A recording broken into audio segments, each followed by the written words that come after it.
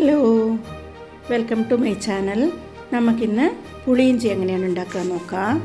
അതിനുവേണ്ടി ഞാനിവിടെ ഒരു പാൻ വെച്ചിട്ട് 150 ഗ്രാം വെളിച്ചെണ്ണ ഒഴിച്ചിട്ടുണ്ട്.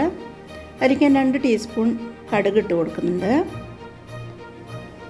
ഇതിലേക്ക് കുറച്ച് കൂടുതലായി കറിവേപ്പില ചേർക്കാം. നമുക്ക്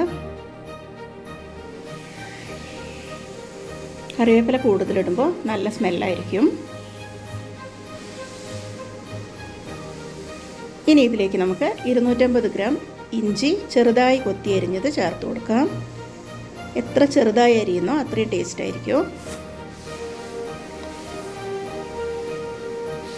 ഇത് കഴുകി തൊലി കളഞ്ഞ് അരിഞ്ഞു വെച്ചതാണ്. നമുക്ക് നന്നായി ഒന്ന് ഇളക്കി കൊടുക്കാം.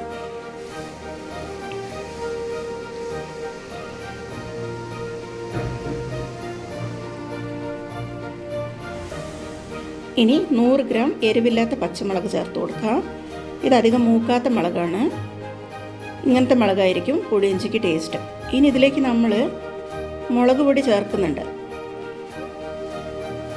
ഇനി 2 ടീസ്പൂൺ ഉപ്പ് ചേർത്ത് കൊടുക്കാം. നല്ലതുപോലെ ഒന്ന് ഇളക്കാം. ഇതിന് കുറച്ച് നേരം ഇങ്ങനെ മീഡിയം ഫ്ലെയിമിൽ കിടന്ന് മൊരിഞ്ഞ് വരട്ടെ. ഇപ്പോൾ ഇത് മൊരിഞ്ഞ് വന്നിട്ടുണ്ട്. നല്ല ചുവപ്പ് നിറമായിട്ടുണ്ട്. ഇനി ഇതിലേക്ക് 1/2 ടീസ്പൂൺ മഞ്ഞൾപ്പൊടിയും 1/4 ടേബിൾ സ്പൂൺ മുളക് പൊടിയും ചേർത്ത് കൊടുക്കാം. നല്ലതുപോലെ ഇളക്കി കൊടുക്കാം.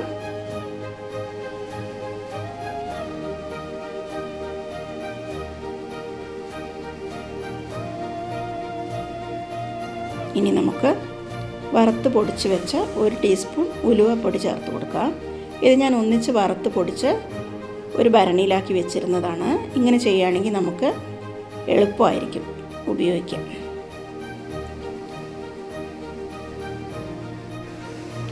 ഇനി നമുക്കിതിലേക്ക് 300 ഗ്രാം വാളംപുളി കുതിർത്ത് വെച്ചതാണ്. അത് ഈ അരിപ്പയിൽ കൂടെ ഒഴിച്ചു കൊടുക്കാം.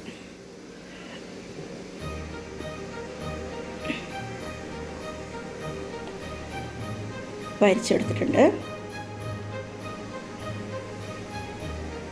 ഇതിലേക്ക് നമുക്ക് 2 അച്ച് വെല്ലം പൊടിച്ച് ചേർത്ത് കൊടുക്കാം. നല്ല ക്ലീനുള്ള വെല്ലമാണ് ഞാൻ എടുത്തിട്ടുള്ളത്. കല്ലുള്ള വെല്ലമാണെങ്കിൽ ഒന്ന് ഉരുക്കി ഒഴിച്ചു കൊടുത്താൽ മതി കേട്ടോ. ഇതിൽ കല്ലൊന്നും ഇല്ലാത്തത് കൊണ്ടാണ് ഞാൻ ഡയറക്റ്റ് ചേർത്തത്.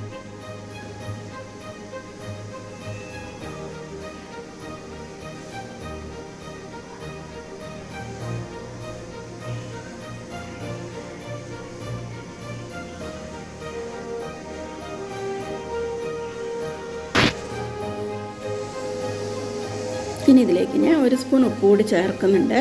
നോക്കുമ്പോൾ ഉപ്പ് കുറച്ച് കുറവായിരുന്നു, അതുകൊണ്ടാണ് ചേർത്തത്. ഉപ്പ് മധുരമല്ല, നിങ്ങൾ നോക്കി പിന്നീട് ചേർക്കാവുന്നതാണ്.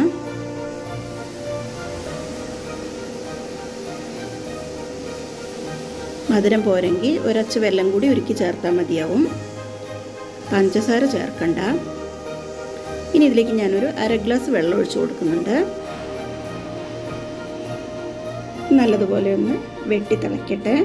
ഇത് ആഴ്ചയിൽ ഒരു ദിവസം ചൂടാക്കി വെക്കുകയാണെങ്കിൽ, നല്ലതുപോലെ തിളപ്പിച്ച് വെക്കുകയാണെങ്കിൽ നമുക്ക് 1 മാസത്തോളം കേടുകൂടാതിരിക്കും. പക്ഷേ ഇടയ്ക്കിടയ്ക്ക് തിളപ്പിക്കണം. ഈ വീഡിയോ നിങ്ങൾക്ക് ഇഷ്ടപ്പെടുകയാണെങ്കിൽ സബ്സ്ക്രൈബ് ചെയ്യാനും ഷെയർ ചെയ്യാനും മറക്കരുത്. ഉണ്ടാക്കി നോക്കിയിട്ട് ഫീഡ്ബാക്ക് അറിയിക്കണേ.